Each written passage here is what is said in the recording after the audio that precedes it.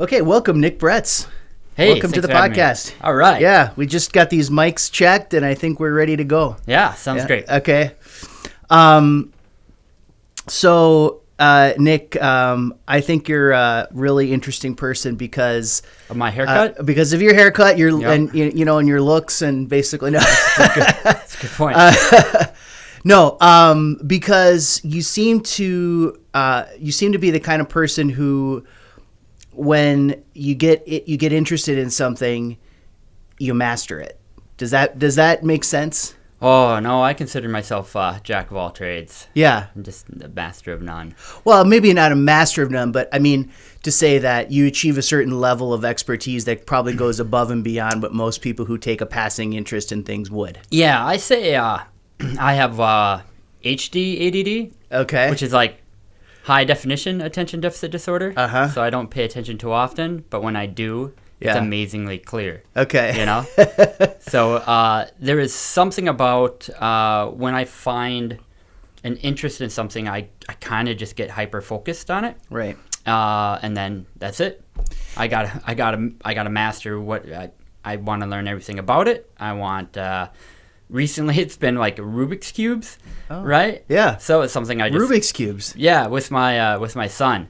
For 1 week at my place, the whole internet went down. So it was like, This what is do a we do? disaster, yeah. Horrible. Epic proportions. Right? Yeah.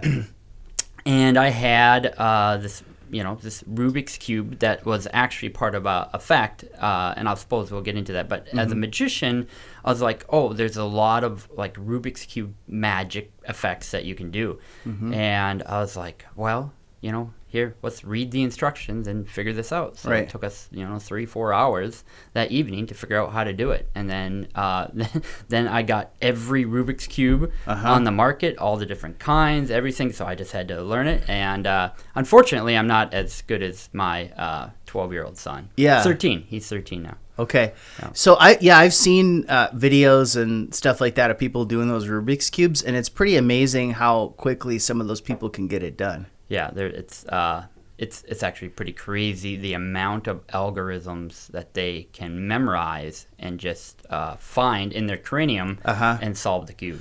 But so it's sort of like you have to look at it and you inspect the sort of the starting position, and then you can visualize what the end state of that cube has to be, of course, to solve it. Right. So it's not only knowing the algorithms, but actually having that as a muscle memory to to do it quickly to solve it. Right. Yeah. But I mean, you think it's more of a mental exercise than a physical one, but then once you kind of get the mental stuff down, then you have to really focus on speed and getting the physical side of it mastered as well. Yeah. Absolutely. You grew up in Perham. Yes, Right. born and raised, Okay. graduated Yep. on a plea bargain. Okay. Were you the valedictorian of? Oh, not at all. No? I had so many unexcused absences. Really? They ended up letting me walk. Okay, so Nick. Yeah. Where did you go When you were supposed to be in school? That's a good point. I came here. I came to Park Rapids. Uh-huh. So 2000, my senior year. Yeah. I was coming up here, but I was skipping a whole afternoon of classes to come up here. I was a class skipper too. Yeah. So, So that was it. I was coming up here. So they ended up just treating it kind of like a work-ock. They ended up giving me credit because I had, attendance sheets and everything else. So I got community interaction and public speaking. And so I got like grad standards and that type of stuff covered. So they ended up just kind of treating it like a work-ock. So, yeah. So that was, you graduated from Perham High School, and, but growing up, it says, I read somewhere in the newspaper article that your father owned a hardware store. So yes, my family had a hardware store for, I believe it was over 60 years. Wow. Yeah, long time. So I grew up in a hardware store, which I don't know anything about hardware. That was just a magic shop for me. Really? Yeah, washers you didn't learn anything about the hardware trade or nothing. Really? No, I'm so First Baptist Church, Josh Hahn. I constantly have him come help me do projects all the time. He's such a great guy. Yeah. He does, but I don't know. couldn't tell you the furthest. Like I said, it was a magic shop. Washers were coins. I had rope. It was, and then right across the street from the hardware store was a nice, big library, right? So I went over there, and I learned pretty quickly that if I didn't return the books, nobody would figure out my secrets. Okay. So is it the Perham Public Library? I believe so. And you made the books magically disappear? Yeah, I know. I believe I returned them, but you did? yeah. Okay, in case everybody's listening, you probably got a pretty hefty late fee. Yeah, I bet. There's like a Seinfeld episode on that or something, I think. But okay, so you mentioned that the hardware store was sort of like a magic store to you, and I want to get into magic. I mean, we could talk about magic first, but so how did you actually start to? Or you said that you went to the library, got some books on it, and everything like that. But what's your first memory of actually being interested in magic? Yeah, so my father would go to hardware conventions just to order in the latest products for the year, and he would stop at a magic shop, and it's the oldest magic shop in the United States. Shout out to Eagle Magic in the Twin Cities, and he would bring me back a trick or a kit or something of that, and he was a very intelligent guy. He didn't know anything about magic, but he would at 5 or 6 years of age, he would figure out how it worked, and then show me, and that was my first introduction. So he was interested in it, and kind of got you interested in it as a result of that. Yeah, he was interested to get me interested in something. So there was some like model rockets that we got into. He also built probably half a dozen go-karts at the time. I mean, he wrote all the blueprints for it and did it from the scratch. So it was actually a pretty fun childhood of, like, he also made a robot, right? That I think I crashed into a wall and it broke, right? But So how fun. old were you when you first started to look at magic and things like that? Yeah, probably 5 or 6 years of age. I remember my first grade, I would do a trick for like show and tell. And then at the end of my first grade year, my teacher gave me a Mickey Mouse magic book. And she wrote something like, hey, don't ever stop, follow your dreams, that type of stuff. That was first grade. And then that was it. Yeah. I was just stuck on it. And you've been doing it ever since. Ever since. Yeah. I know. So, I don't really know a lot about the technical side of magic. I mean, just from sort of a real basic understanding. But what I've seen, and I've been kind of looking at a few videos and stuff like that on magic and things like that. But there sort of seems to be kind of like an evolution or sort of like a baseline progress that a magician would make. And it seems to me that it usually starts with card tricks, Yeah. I mean, it's like I can't think of a single magician ever who doesn't know a million card tricks. That's a good point. Yeah. That's a good point.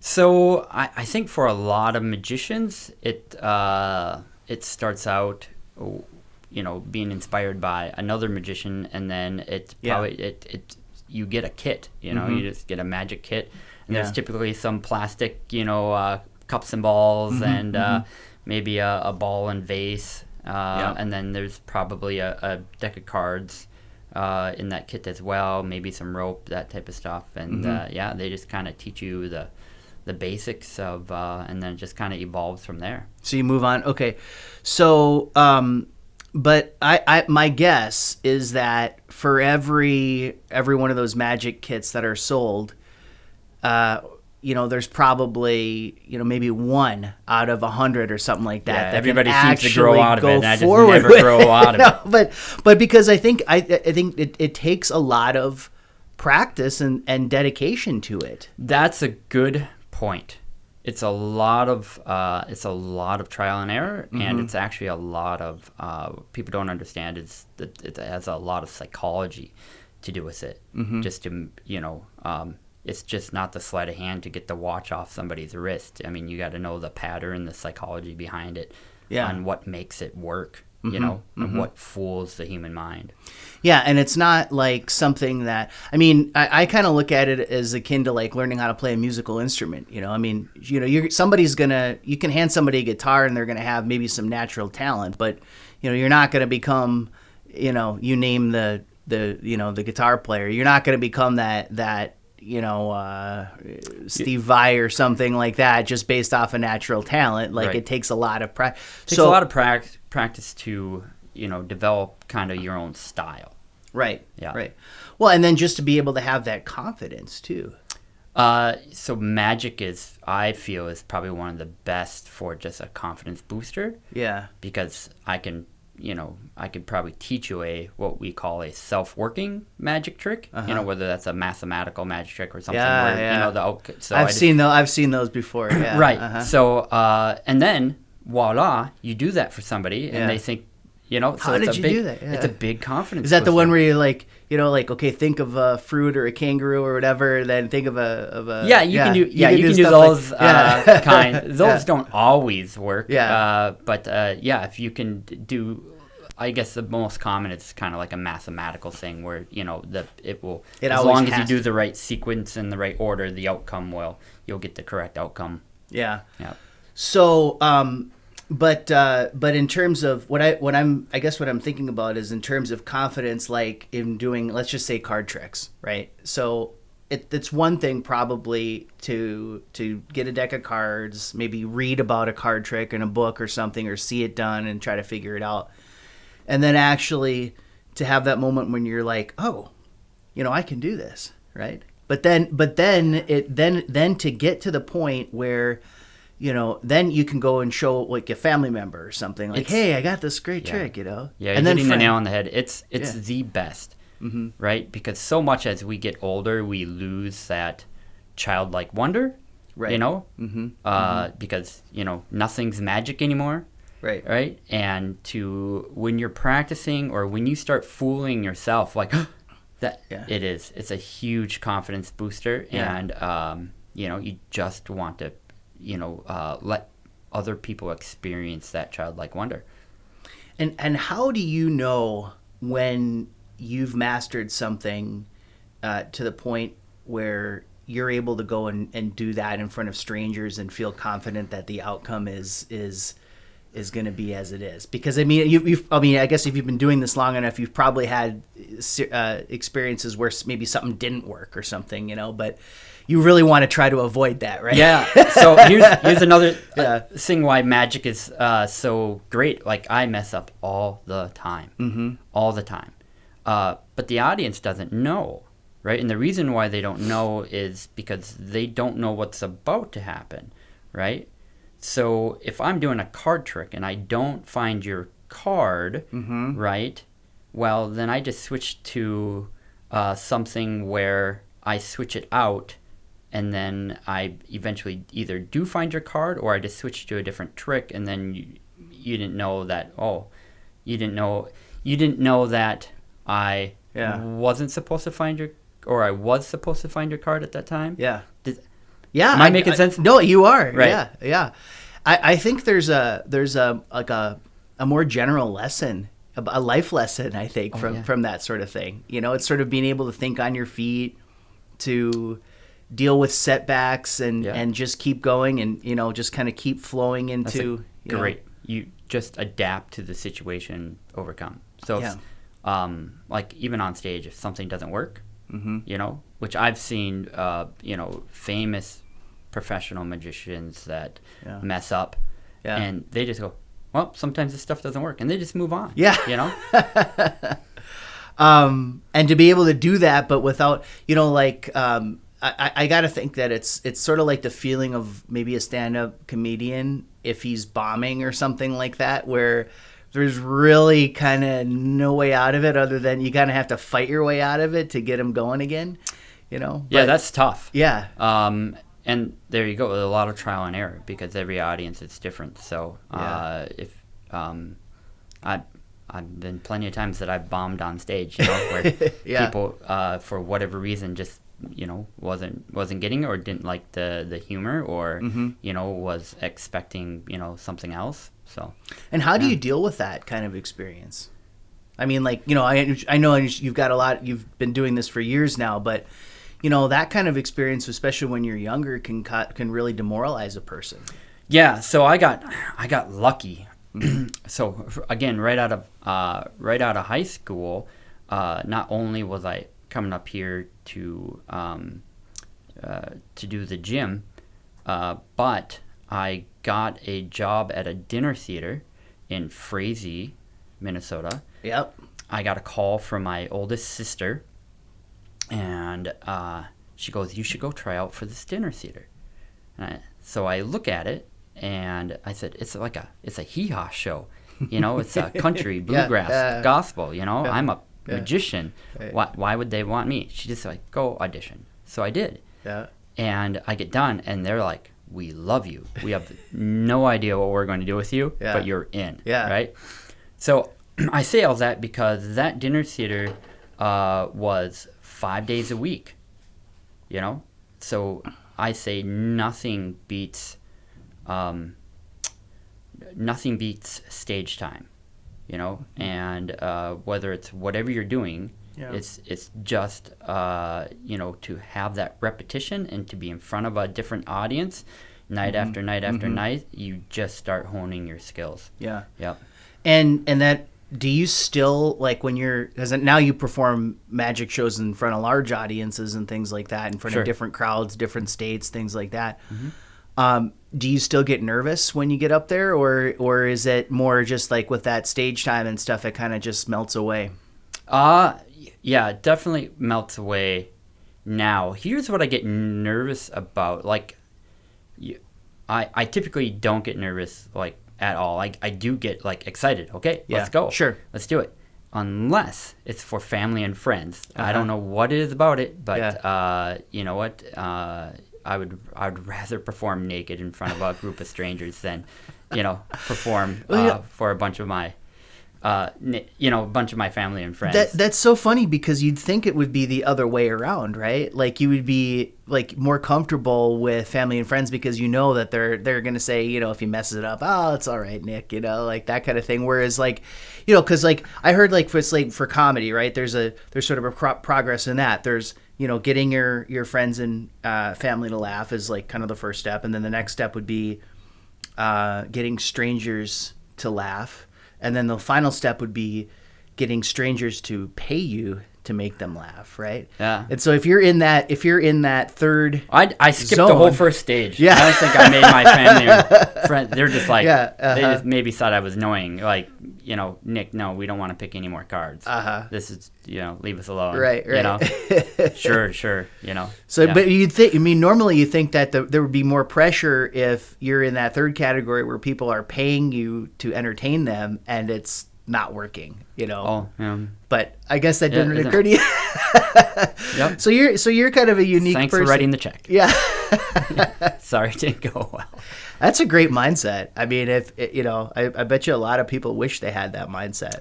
I think I've been on stage enough now. Like, if it's not going, I have, and again, being a magician, we have so many what we call outs, right? So if something doesn't work, we just switch to something else. Right.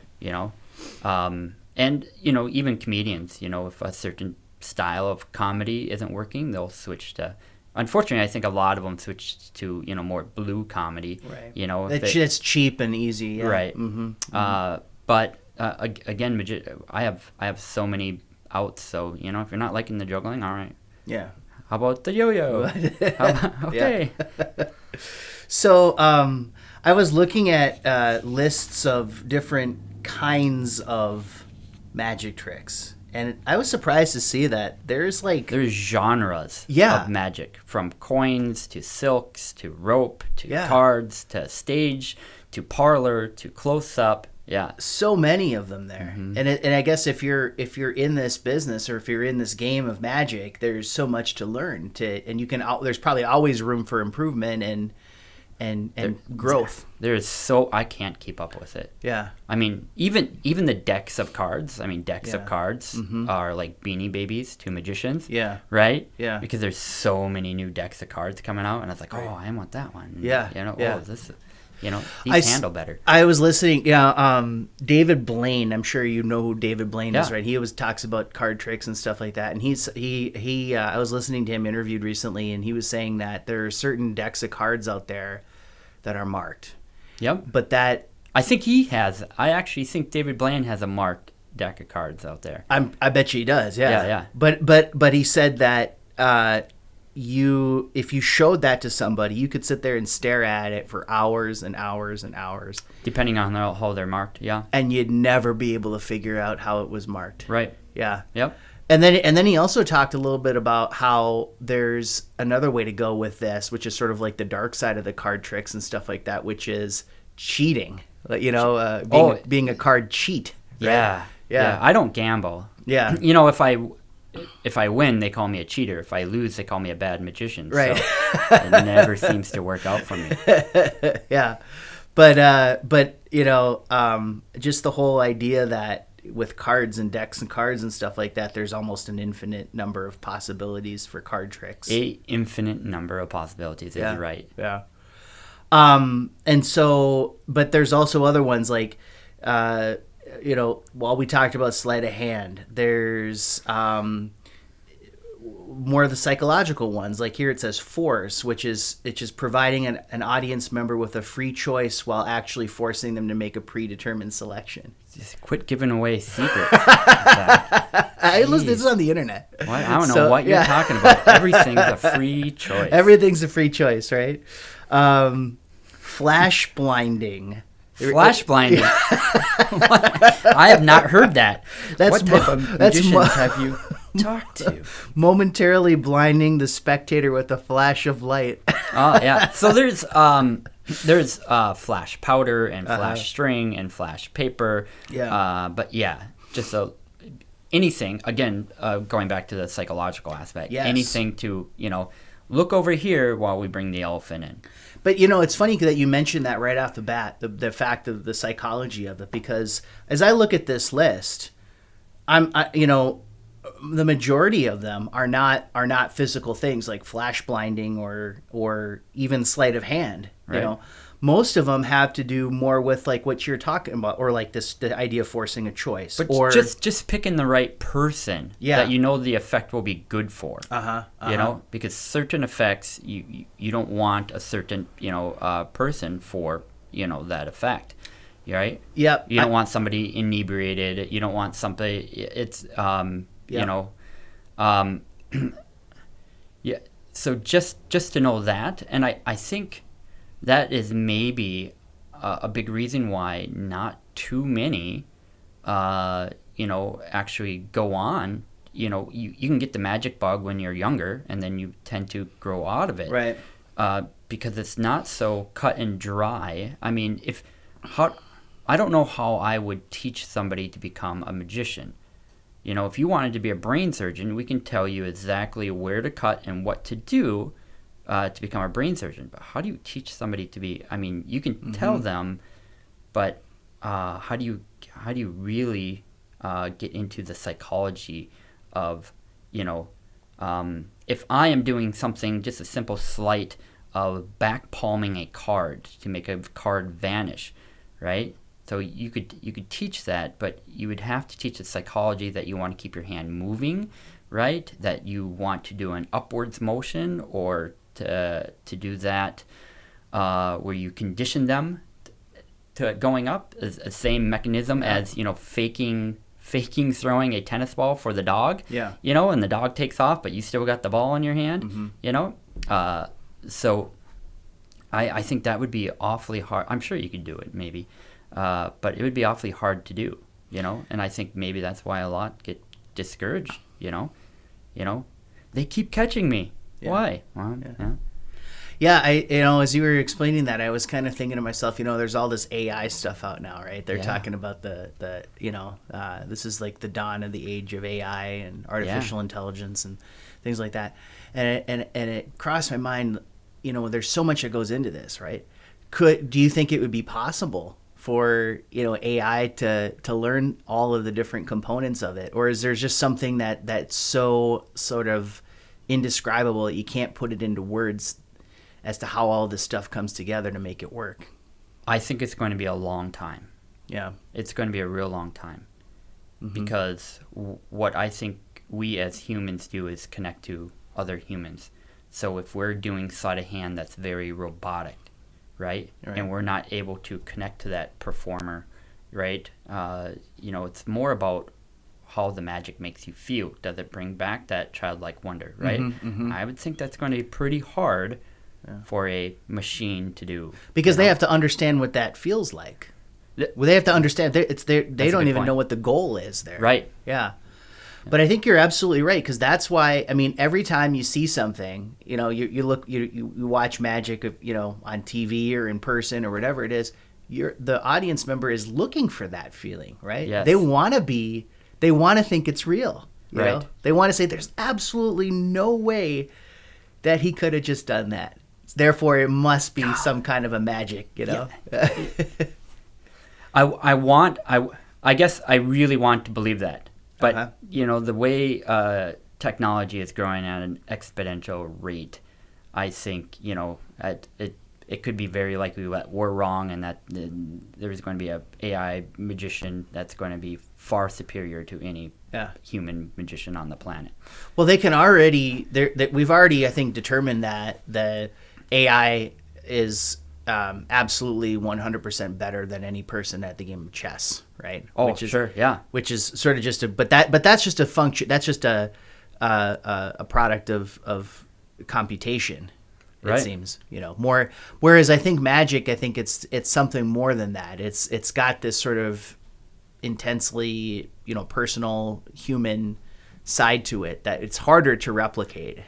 But I hope you're correct. That's the way. Yeah. Because you think, okay, what's going to be replaced? At first, I think when they were talking about AI, they were saying, well, we're going to replace truck drivers or we're going to replace factory workers and things like that. But actually, what you've seen more is what's being replaced are things like people who are doing writing, script writing or news writing or we were talking about that on the way over. How AI right now I think there's anywhere from 30 to 40,000 deaths by car accident. And almost all of those are human error, right?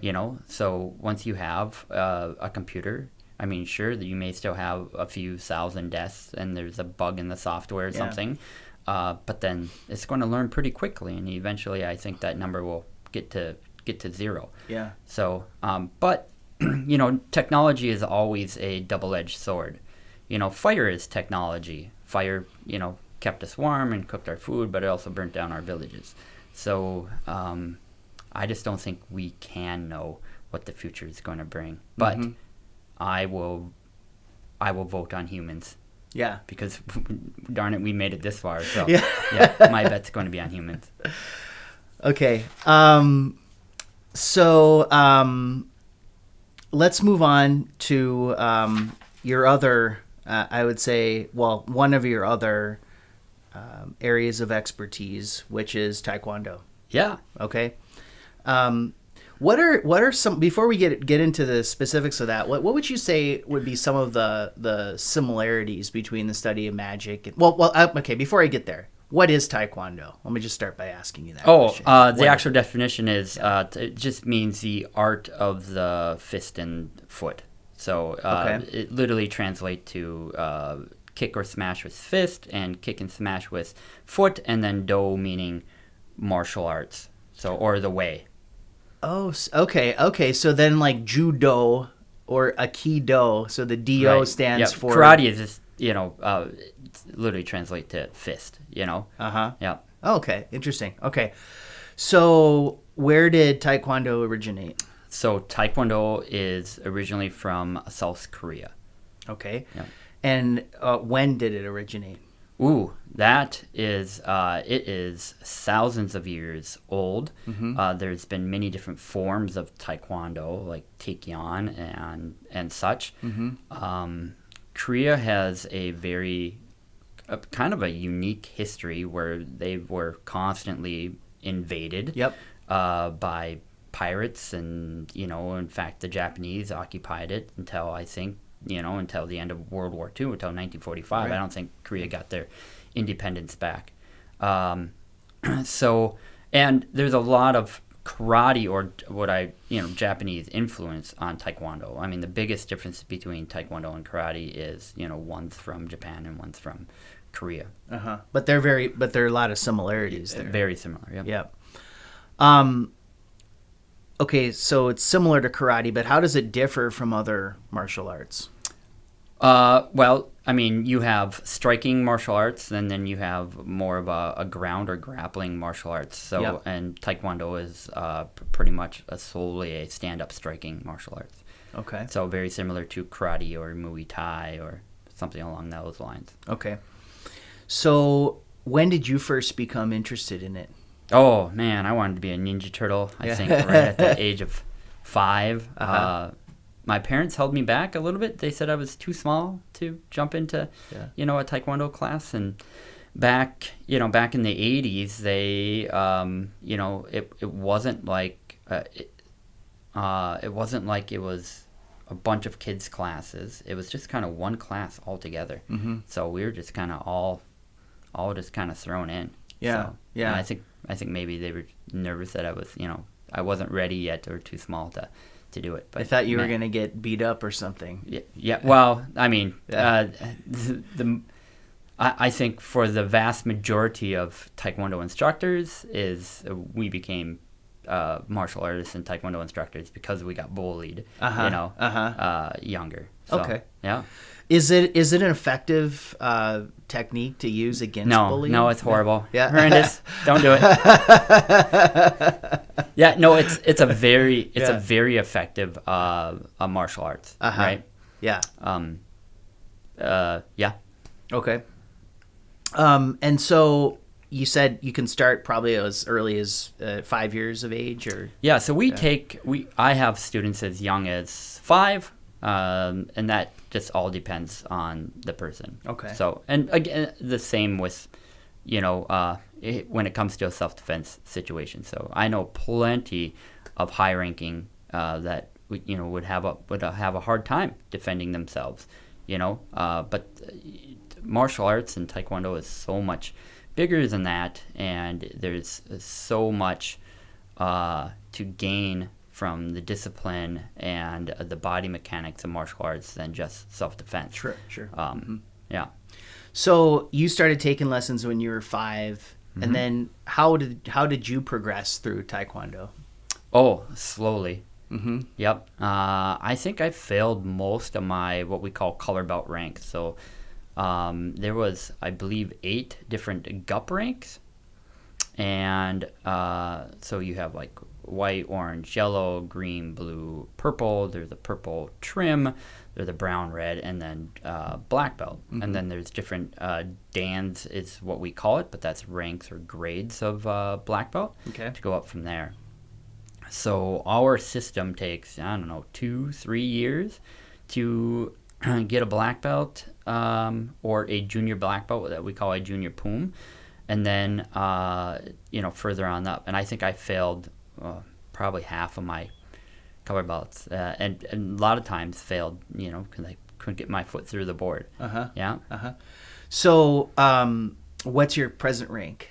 So my present rank is I am a 6th dan in Kukiwan Taekwondo. I'm a 7th dan in Mudakwan Taekwondo. I hold a 4th dan master's rank in Hapkido, which is another Korean form of martial arts.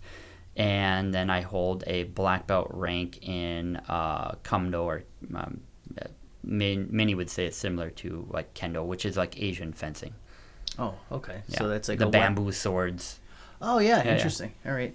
So those are like 4 different, were those systems, or those are techniques, or those are actual martial arts? Yeah, I think Kwan just means school in Korea, so different different Kwan. So Kukiwan is, I believe, the largest martial arts organization in the world, which is pretty cool. So and that's what your school is a part of that system? Yeah. So well, I'm Kukiwan certified as a sixth dan, and so we get all of our black belt certification, that type of stuff, currently through the Kukiwan.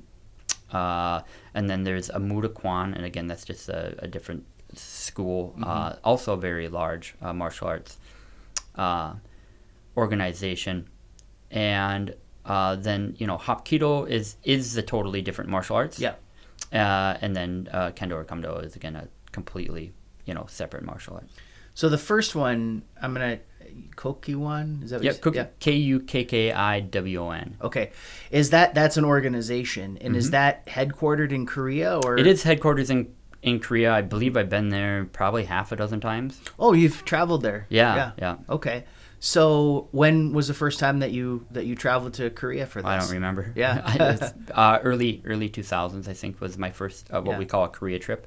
And we would go over there with, my instructor at the time, and our grandmaster instructor at the time, and we would spend probably pretty close to 2 weeks, a good 10 days over there, and it would training every day, 5 a.m. Straight out, we'd run, and then we'd spend the whole day training, and then we had other certifications that we got as well, like Korean sport dance, which was strange. Yeah. And then like Korean sport. Caleb was trying to sign up for that. Yeah. And then Korean sport massage. And the idea behind those, where you should learn how to, if we're learning all these different techniques to cause damage, we should know how to heal the body as well, right? Okay. And the sport dance thing was. Again, body mechanics and movements, and even how to treat a lady, that type of stuff. So there was our instructor, insisted on it. So you've been over there, you say half dozen times, something like that. Yep. And every time it's the same training, and it's necessary probably to rank up at your level, right? To go there. Yeah. So so I got my 4th degree master's in Hapkido over there. Let's see. I believe one trip I had was a Kamdo or Kendo trip. Oh boy. Yeah. So my last trip was way back, I believe, in like 2011. So it's been over a decade since I've been there. And did you like going there? I mean, what did you think about Korean culture and the food and everything else when you got there? It was a very busy, a very technological, advanced city. It was very smoggy. Right. But everybody was so... You're talking about Seoul, right? Yes, I'm talking about Seoul. Yep. But everybody was it seemed like everybody was just so active. Yeah. And I really enjoyed it. Yeah. Have you ever heard of esports? Like gaming? Video games and stuff like that? Yeah. The Koreans seem to dominate at this, right? Yep. There are certain games where it's I've heard some of them have actually passed away, while playing. Oh yeah. And I wonder why the Koreans are so good at certain of these video games that they can always it just seems like there's no competition. Yeah. From my experience in Korea, they have a crazy mindset. My current instructor, he's like, he's 70 years old. He, he maybe weighs 135 pounds, benches over 300, and like, sir, don't you hurt? Yeah. And he's like, yeah, I hurt, but then I know I'm alive. Yeah. Right. But just to have that mindset to be in the gym every single day, right? Yeah. And nope, this is just what we do. Focus. Yeah. Yeah. I don't know how to explain it. As for myself, I'm trying to be in the because actually I was just thinking it sounds like you, but right. I don't know if I have that mindset. Like I've had conversations with people about, man, you must be really motivated. Well, no, I'm No, I don't look forward. It's not. I don't necessarily like working out and doing that. It's just something.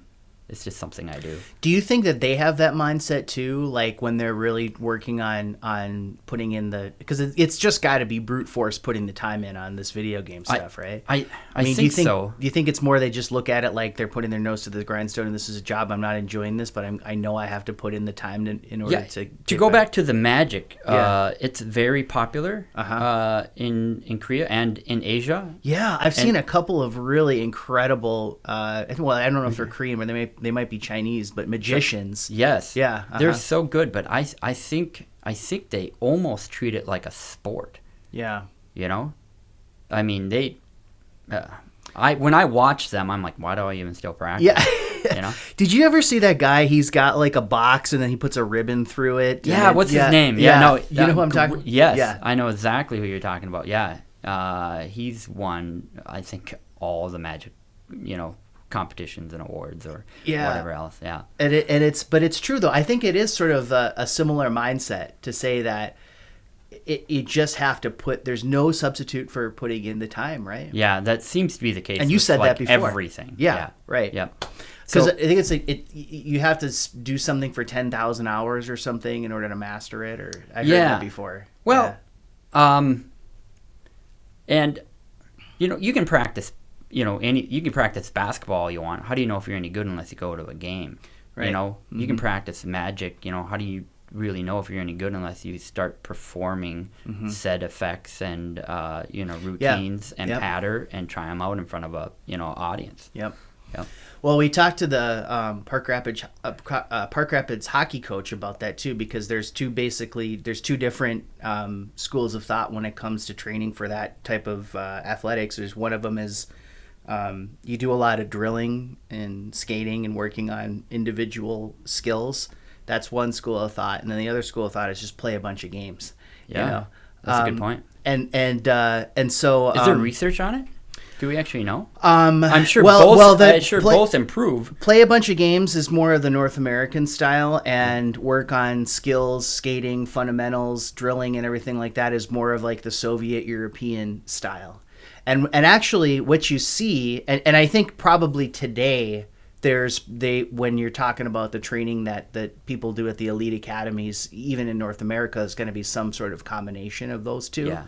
But I was just thinking about that. You would think, well, no, it's just you blend them together, right? Exactly, yeah. Practice, practice a lot. It just means more time. Just spend more time doing it. But I mean, I think what the product of this over the past let's say 20 or 30 years is that if you look at the NHL, I would say it's almost a 50-50 blend between North American players and then players that came from Europe and former Soviet Union. Well, it's Russia now, but Czech Republic. And so I think it's interesting because it takes all kinds, and some, a lot of it, the speed, when you think of more of the speedier players, generally speaking, right, they're more from the European side.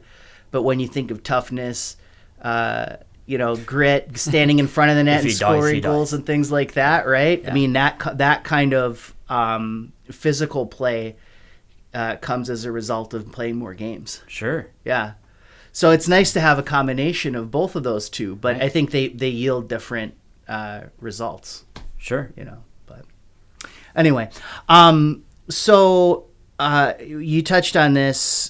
You've run your own school here for how long in Park Rapids? Yeah, so we had a soft opening at the old Fairgrounds building in 2000. We had a grand opening of January 01. Okay. And then we kind of jumped around from location to location, and then in 2003 I built the gym that we're in now. And that's just the one that's north on Henrietta past Walmart, a little ways there? Correct. Yep. Okay. And we touched on bullying and how it's an effective martial art, but why else would a child want to study Taekwondo, or why else would a parent encourage their child to study Taekwondo? Oh my gosh. The biggest thing I see is the confidence change in the kids, and it teaches them, delayed gratification. Not everybody gets the belt. Passes their belt test right away. It instills grit in them. But I think the biggest thing is the self-esteem and the confidence. And I'm not sure in a kid's life or even an adult, what is not solved without, with self-esteem and confidence. Mm-hmm. It just seems like it just makes, if you're being bullied, no, self-esteem and confidence, that just seems to solve everything. Yeah. And there's so many other, sports and athletics, but they don't necessarily ingrain the ethics and the morals and the values that tends to come with, martial arts. Yeah. I mean, we have stuff, the foundation of Taekwondo is ingrained with the tenets of Taekwondo, which is courtesy, integrity, self-control, perseverance, indomitable spirit.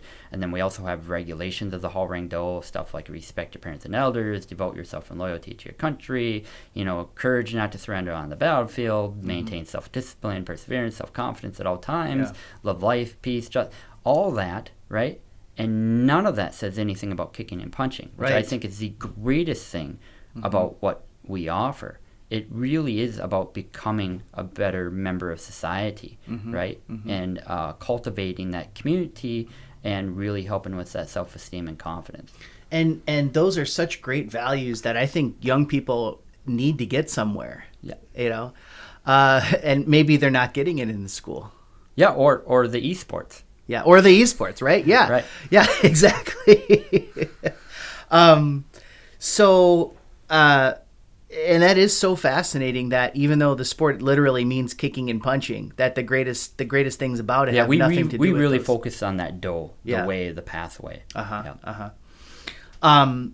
So over the years, you've been doing this for over 20 years now. Yeah. Over the years, how has teaching kids changed? I mean, as far as your techniques or just how kids have been? Yeah. Kids seem to have a whole lot more anxiety now. And I don't know that it's necessarily changed. I remember growing up, I believe I had a ton of anxiety. What I think is different is at no point in time, whether the competition or a promotion test or something like that, did I ever feel like I had an option not to go through with it. Right? Yeah. And I've had some, parents call me and they're like, Master Nick, we're in the parking lot. I can't get little Johnny to come in. Yeah. Yeah. Grab him, pull him in. We'll be fine. Yeah. So kids tend to have a lot more anxiety, but that's just all the more reason to, it doesn't have to be Taekwondo. There's a lot of activities out there that can do, but just to really cultivate a community that really, builds their self-esteem and their confidence, and then, you don't even have to worry about anything else. I really liked what you said about how self-esteem and confidence really solves all problems. I was just sitting there thinking to myself, like, okay, well, what problem couldn't it solve? Okay, financial problems. Well, self-esteem and confidence would get you to where you needed to be, where you could improve your situation at work or get a new job or whatever the case may be. Okay, having problems with your love life, let's say, Yeah. Not. I'm sorry you're having that problem, Zach. Yeah, I know. Yeah, let's talk about that, actually. Yeah, no. No, I don't have any problems like that, Nick. It's, I'm all good. Yeah. But I mean, as you said that, I was sitting there cycling through my mind. I was thinking, is there really a problem that could not be solved by it really does seem things? to solve a lot. I mean, so that would be another reason why an adult would want to study Taekwondo, right? Yes. Is there an age where you say, no, you're really too old to get started with that? No, actually. So I'm trying to think of who my oldest student is. So I have clients. So with martial arts, I'm also a personal trainer, and I want to get into that too. Yeah. But so I want to say my oldest student was over the age of 70. Okay. So it's not that what has to happen is techniques or exercises just have to adapt to their unique situation. Mm-hmm. So you could be older, or you can come in with a pre-existing condition, and you know what, it's fine. We can typically, we typically can adapt and for everybody of all ages and such.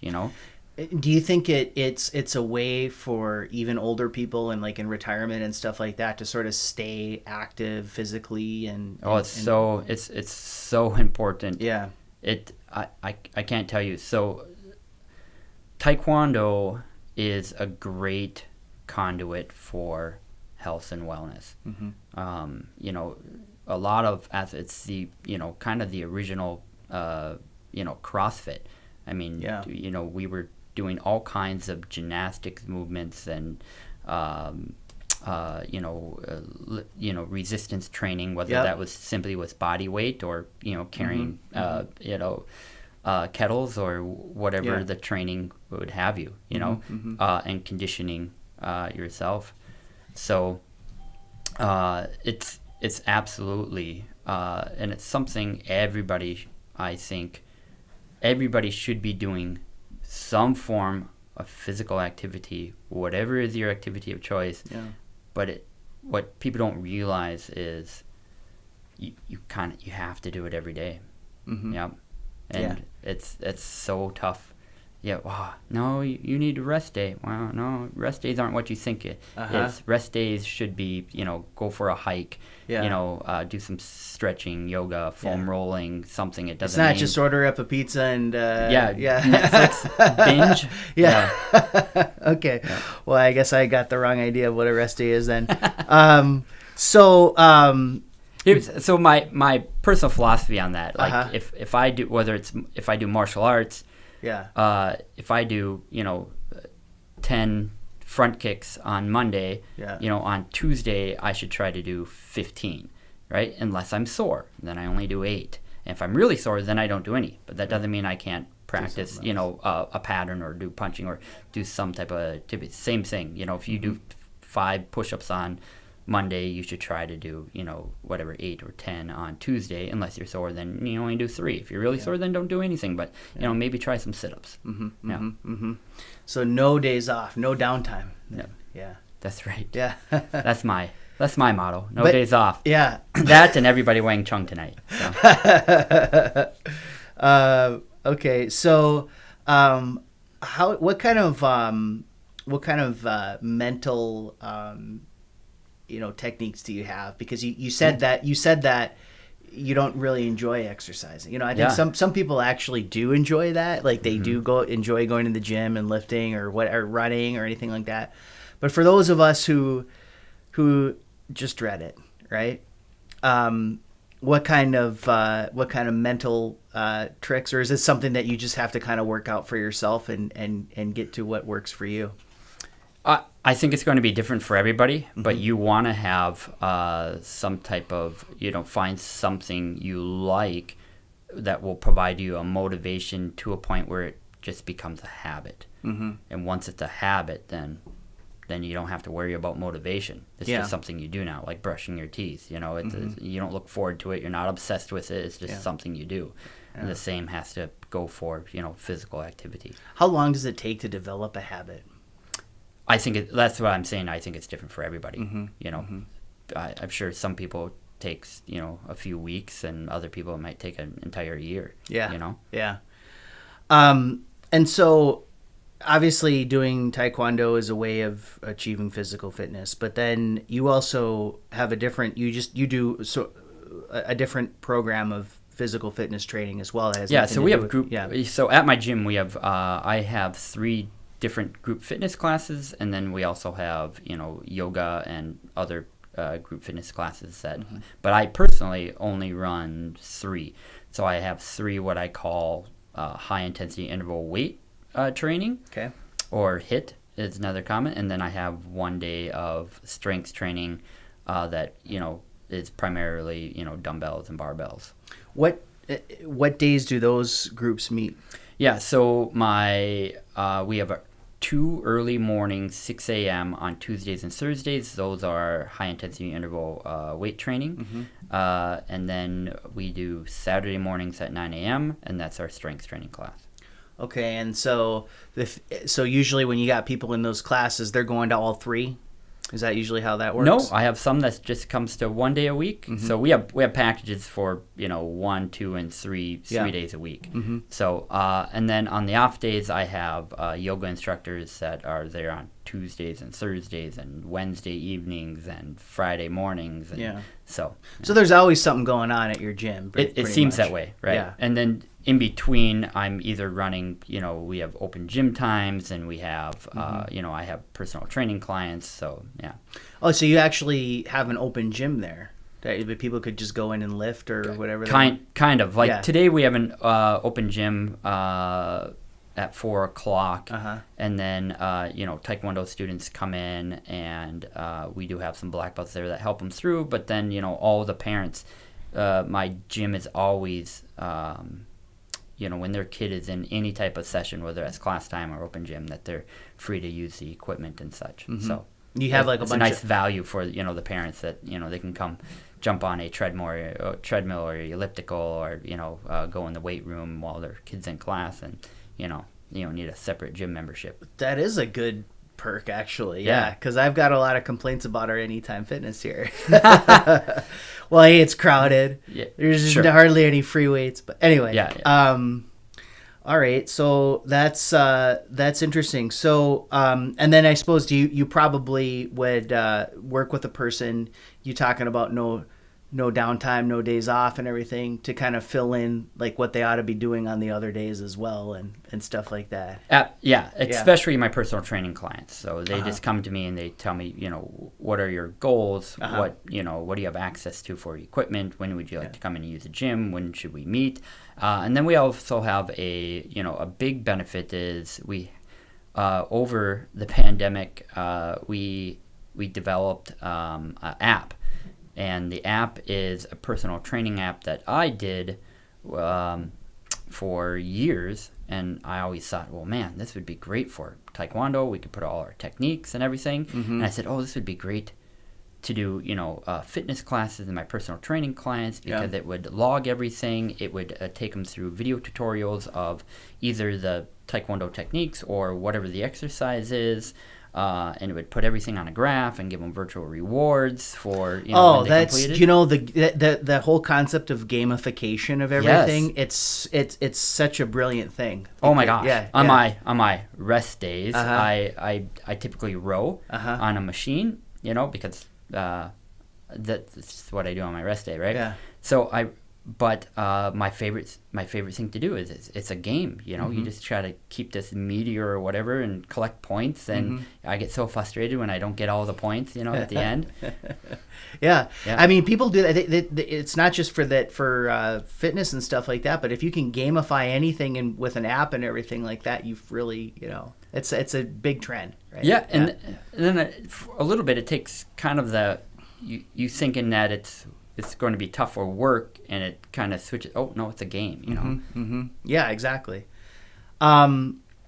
And so that's a different. So that's you're doing actual personal training. So a person could go to you and say, Nick, I want a personal training package or something like that. Right. And but I'm saying you don't have to be in the Park Rapids area. Yeah. So long as you have a Wi-Fi access, sure. I can cater everything. You just tell me, what equipment do you have access to? What are your goals? Yeah. Okay, and then I create the programming, and we can check in either via messaging or video conference and that type of stuff, and it seems to be really just fantastic. But I guess I did that over the pandemic because I was like, I will never have time to record all the videos and create all the different programming for every single belt rank.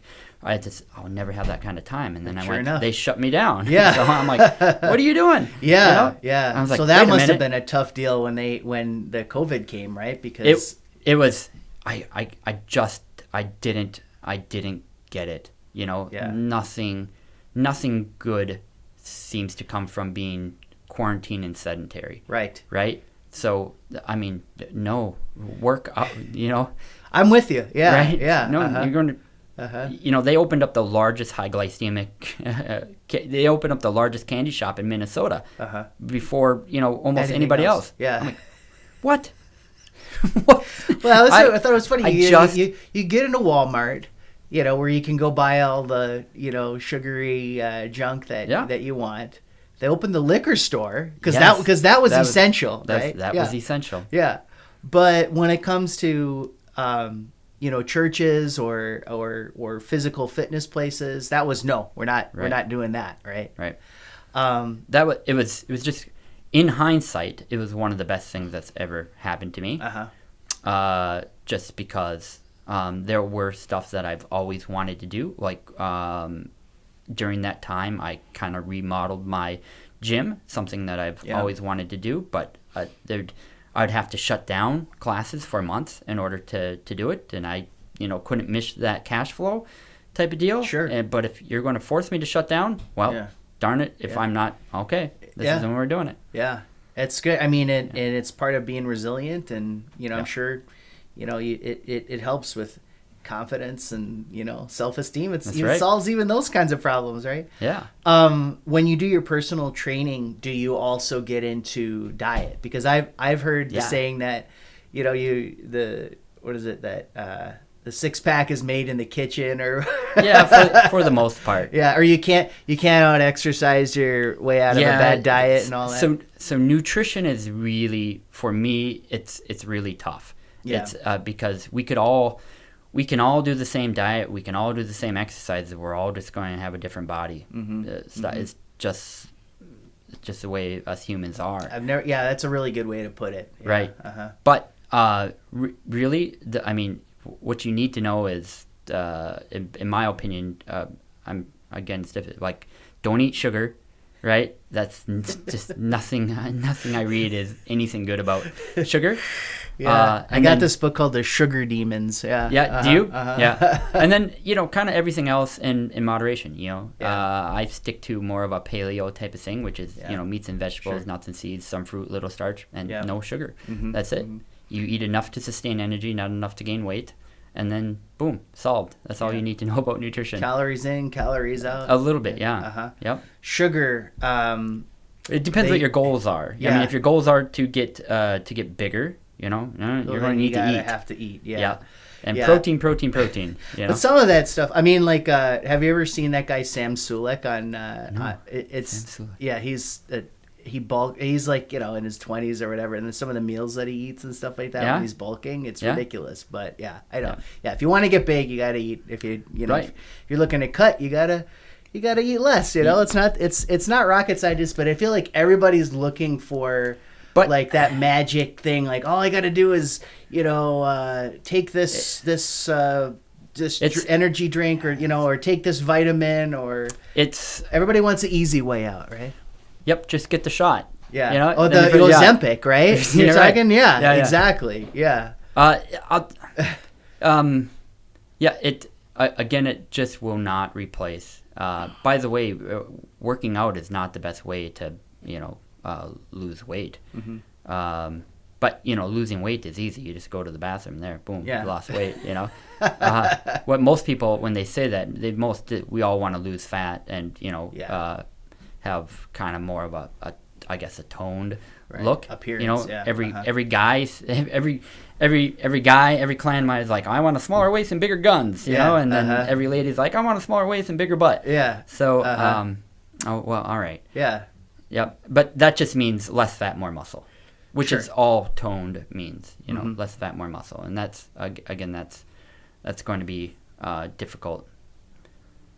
Yeah, I mean, it's just, it's like with all these things, there's no substitute for putting the time and the effort into it, right? Yeah, so number one is just consistency. You just got to be consistent, both with diet and exercise, and it's a combination of those two that you're probably going to see the best results with. Yeah. Well, I always find that I can be consistent for a certain amount of time, and then something happens, like I got to go on a vacation, or... life happens. Sick, or something, you know, and then the consistency gets blown away, and then it gets harder to, you know, jump. You're not alone. That is very, very common. And and it doesn't even have to be that life happens. It can just be your body. I mean, for me, I lost 30 pounds in 2 months. This was years ago, and then I plateaued because I think our body just go, whoa, we're losing weight. We should try to hang on to some of this, right?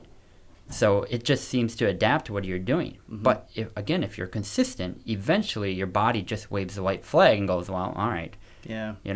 It's a mental toughness, right? Basically, right. Is what it really boils down to. So, okay. So before we wrap up here, I just wanted to ask you. Well, to go back. Yeah. So not necessarily. You do not have to be mentally tough. Again, it's just getting to the point where it's just a habit. Yeah. Then it takes no mental toughness at all. It's just, this is just what we do. Yeah. Yeah. So it's not like 9 o'clock. I got to get down. Every day, you're not sitting there having to force yourself to do this. It just becomes natural that you would do it. Sort of like what you're talking about with habit formation, and And and to bring it to a full circle again, I think from what I've looked at, the research shows the only thing that really makes it likely to happen for any goal is to surround yourself with like a community. So if you want to be a billionaire, surround yourself with billionaires, you'll probably be the next one. If you want to be, fit and healthy and, eat right, you want to surround yourself with those people, and you'll probably be the next person to do that. Right. Yeah, that's true for so many things, right? Yeah. What are some of the parallels that you can find between all three of these things? Taekwondo, magic, and just general physical fitness. Is there anything? Is there any kind of unique thread that sort of ties all three of these together for you? I don't. Yeah, it is. That's a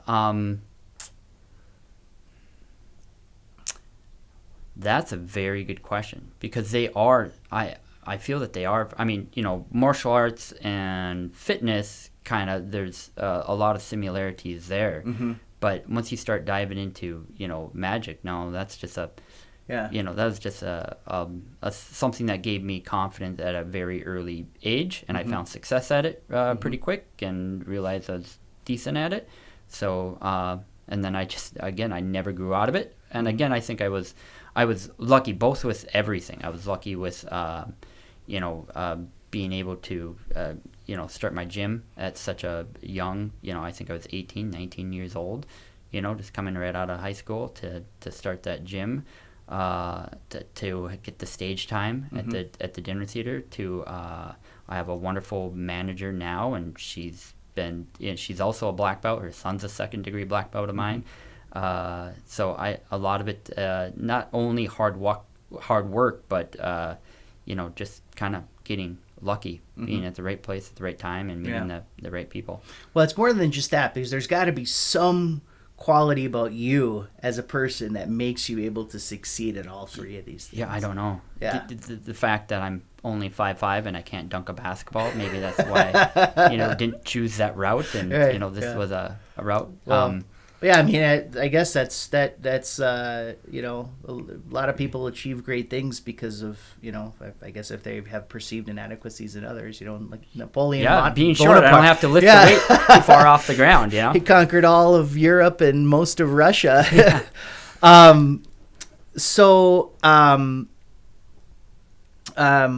You have a couple of different Instagram handles. I have one of them is at @justimaginic. That's JUSTIMAGINICK. Yeah, is there a underscore in there at all? No, not in that one, but in your other one, Bretz, BRETZ _fitness. Yes. Right? Yes. So you got those two. Yes, one of them, and currently, as of last year, or the start of this year, of 2023, my Facebook got hacked, so I'm working at. I haven't got it back yet. It's so hard to reach Facebook. Yeah, but hopefully people have that problem. Yeah. So I think I'm just going to have to start a new Facebook page for both the fitness and taekwondo and the magic. And then do you have so you've got your like a Facebook page for Nick Bretz, but then do you not? No, I don't. I think there's, no, I have a Facebook page for everything. I don't have access. Oh, you don't Facebook. have it? Yeah. Okay. So which is weird because isn't Instagram by the same company? Yeah, isn't it is. Yeah. So I don't know how all that works, but I can post on Instagram, and that's the only way I can post on Facebook. Oh, that's so weird. Because it transfers over. You know what I mean? Yeah. Like it also gets shared on the Facebook. But if people are looking to get in touch with you or learn more about anything that you do, where would they go? Yeah, so you're going to go to imaginic.com, imaginick.com. Okay. And then brettstaekwondo.com. Okay. And you're available for booking on the magic stuff and at events and private parties and things like that. Yes. As well, right? Okay. Yeah.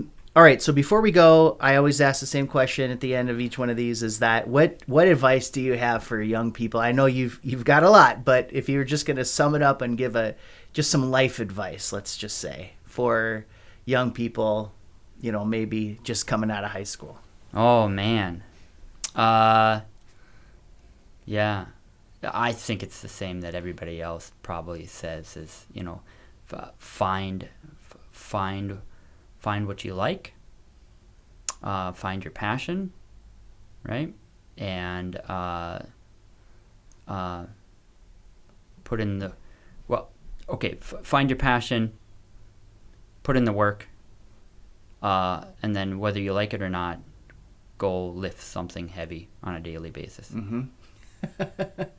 Yeah. It's just going to teach you that you can do tough things. Yep. Right? Yep. And the byproduct will be you're going to be stronger. And you probably live longer. So yeah, the bodybuilder, I can't remember his last name, was Ronnie something. He won Coleman. Ronnie Coleman. Right? Coleman. There you go. Yeah. He said everybody wants to be a bodybuilder, but nobody wants to lift the heavy weights. That's right. Yeah. I think that ties in with what you said. Yeah. Nick Bretz, thanks for being here today. I really enjoyed our conversation, and hope to have you back some other time. Thank you so much. Yep. I loved it. Thanks. Cheers.